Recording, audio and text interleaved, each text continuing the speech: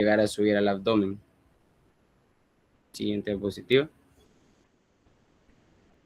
Con respecto al tratamiento de la tinea corporis, pues aquí se puede administrar localmente durante 1 o 2 meses, aplicaciones tópicas como toques con yodo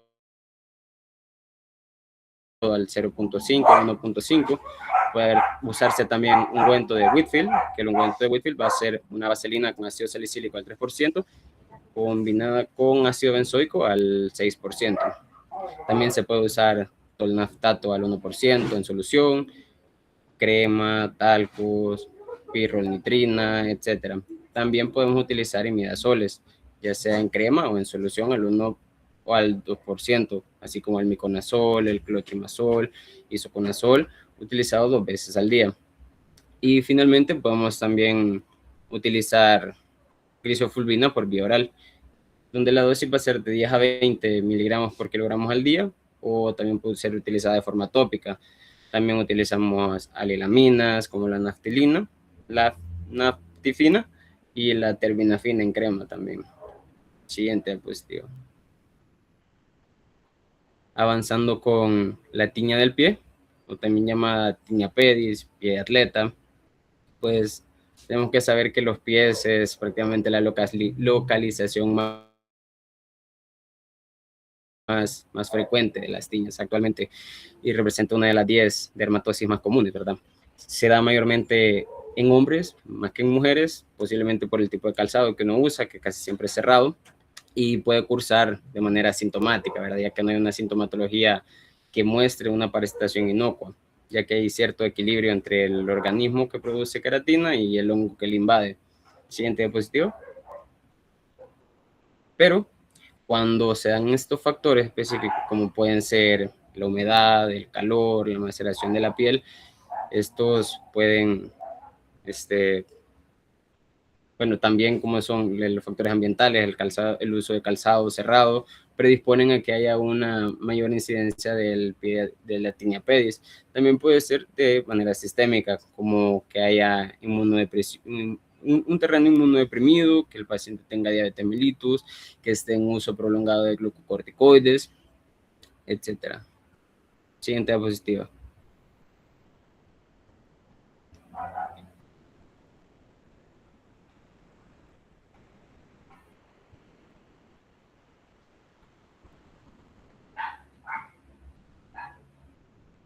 Siguiente diapositiva, por favor.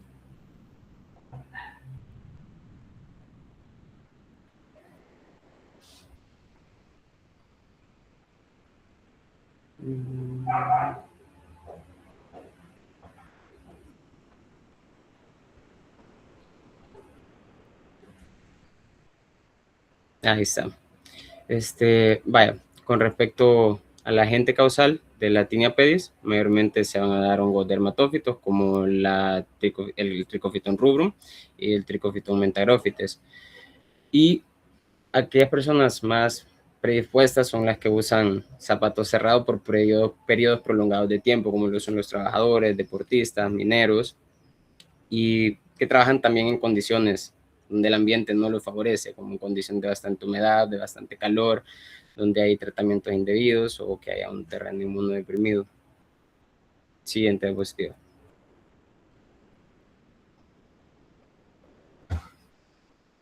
Vale. Aquí el cuadro clínico de la tinea pedis va a variar de persona en persona, pero algo que siempre va a acusar es la escama, la maceración y vesiculación entre dedos, ¿verdad? Entonces, aquí vamos a tener 3 maneras de verlos, tanto la forma intertriginosa, la forma vesiculosa y la forma hiperqueratóxica. En el caso de la forma intertriginosa, esta se va a dar entre los dedos, sobre todo entre el primer espacio, entre el primer y el segundo dedo, siendo esta la más común. Aquí podemos, bueno, al separar los dedos vamos a ver zonas maceradas con bastante escama. En el caso de la forma vesiculosa, pues aquí vamos a ver pequeñas vesículas que al irse rompiendo van a ir dejando ciertas erosiones, costras milicéricas, y esto va a generar que haya bastante prurito. Puede verse entre dedos o en los bordes de los pies. Y se da el caso de la forma hiperkeratóxica, donde pues las escamas se dan en zonas extensas, ¿verdad?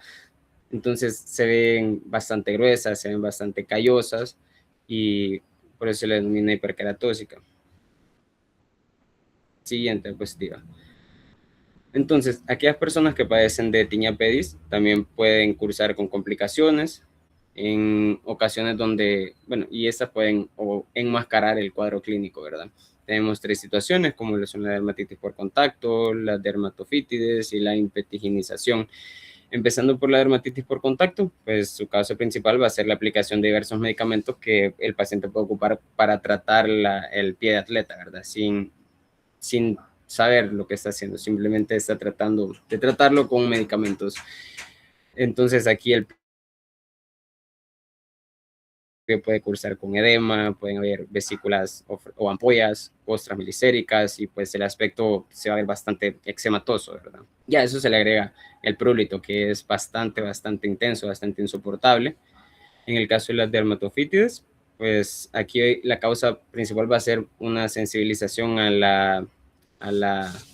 una sensibilización a distancia a los productos de los hongos. Entonces, aquí van a haber brotes de vesículas, pueden ser en manos, pueden ser en los dedos, en las palmas, y esto va a cursar con un prurito bastante intenso. Cuando estas vesículas que se dan en dedos, manos, se llegan a romper, van a dejar escamas, van a dejar pequeñas escamas de unos cuantos milímetros, ¿verdad? Que cubren la zona. Y con el caso de la impetiginización, la causa principal va a ser el rascado intenso. Entonces, este rascado intenso va a generar pústulas, costras melicéricas y van a estar acompañadas de bastante dolor. Y pues los pies van a sufrir también de edema, pueden sufrir de adenopatías inguinales, pueden sufrir también febrículas. Siguiente diapositiva. Vale, finalmente, en el caso del tratamiento, pues el tratamiento se va a basar prácticamente en tratamientos tópicos, que son alcohol yodado del 0.5 al 1%, ungüento de Whitfield, imidazoles del 1 al 2%, tolnaftato al 1%, tolciclato, y en aquellas infecciones donde el tratamiento tópico no ha sido eficaz o no ha tenido la respuesta esperada, podemos ya podemos pasar al tratamiento oral, donde vamos a utilizar ketoconazol de 200 miligramos al día, itraconazol de 100 miligramos al día, fluconazol 150 miligramos al día, 150 miligramos cada 8 días, terbinafina 250 miligramos al día y la griseofulvina 500 miligramos al día. Todo esto por 4 semanas, ¿verdad? Son los diferentes tipos de tratamiento que hay. Siguiente diapositiva. Y hasta aquí era mi participación.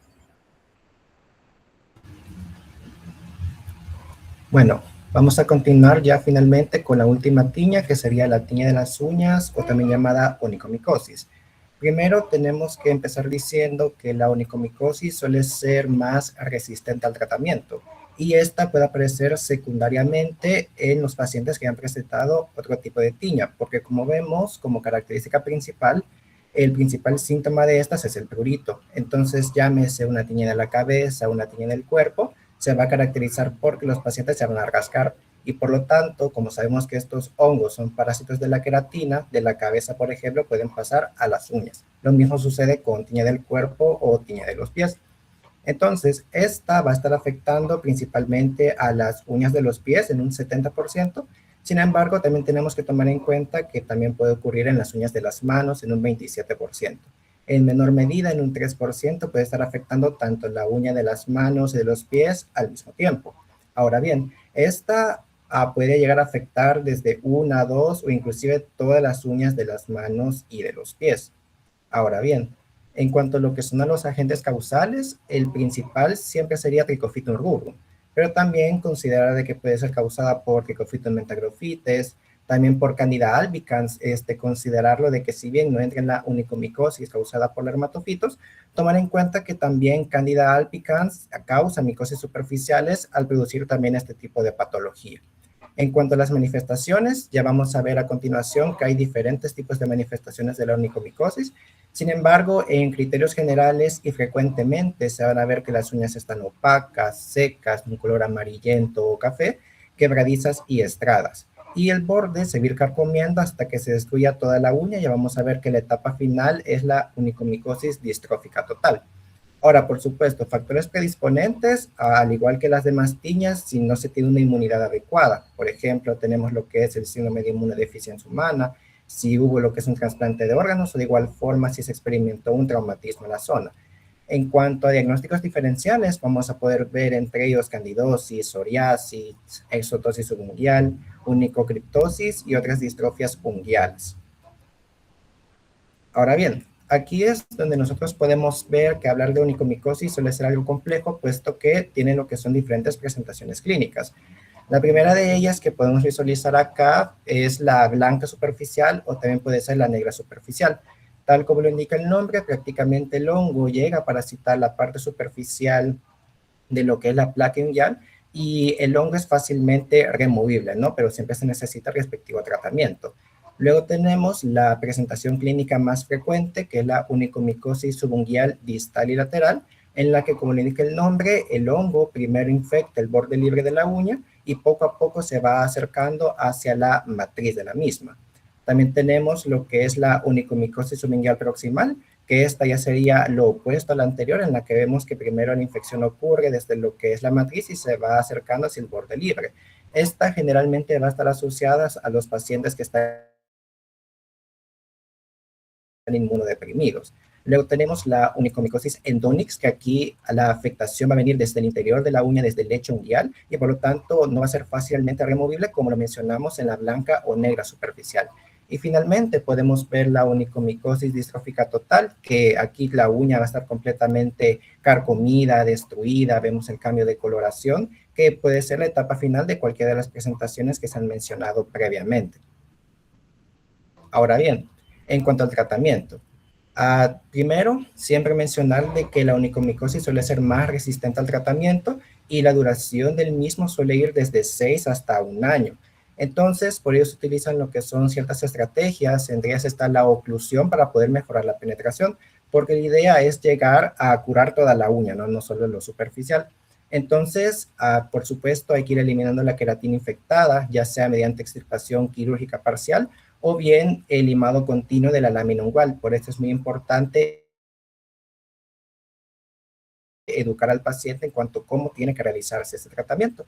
Para poder ir eliminando esta queratina, se pueden estar utilizando removedores químicos, entre ellos tenemos la urea al 40%, o bien se tiene lo que es una combinación de bifonazol al 2% junto con la urea al 40%.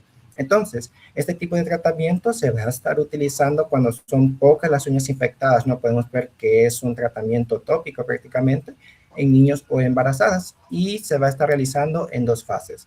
La primera de ellas es la fase oclusiva, en la que se va a estar aplicando estos removedores químicos que mencionamos previamente de 1 a 4 semanas, y luego ocurre la fase de consolidación, en la que solamente se utiliza el bifonazol al 1% de forma diaria hasta su curación. A veces se tiene que regresar a la fase oclusiva por siempre ver cómo está ocurriendo la evolución de la patología. Asimismo, si es de forma superficial, se pueden utilizar barnices o lacas. Tenemos, por ejemplo, el tioconazol al 28%, el ciclopirox al 8%, la morfina al 5% y efinaconazol al 10%. Ahora bien, uno de los criterios en los que se puede estar utilizando el tratamiento sistémico, como ya se mencionó previamente, tenemos, por ejemplo, la tiña de la cabeza, pero también es necesario utilizarla en la tiña de las uñas. Por ello es que también tenemos opciones tales como la glisopulvina a dosis de 500 a 1000 miligramos al día durante 6 a 12 meses. Ya vimos, ¿no?, que el tratamiento es prolongado. Tenemos también imidazoles, como lo es el itraconazol, 200 miligramos al día. También está el fluconazol con una dosis única semanal de 150 miligramos por 8 meses. Y también se puede estar utilizando la terbinafina a dosis de 250 miligramos al día durante 3 a 4 meses. Ahora bien, ¿cuáles van a ser entonces los criterios de cura? Esto es muy importante mencionarlo porque, como hemos mencionado, el tratamiento es muy prolongado, puede durar hasta 1 año.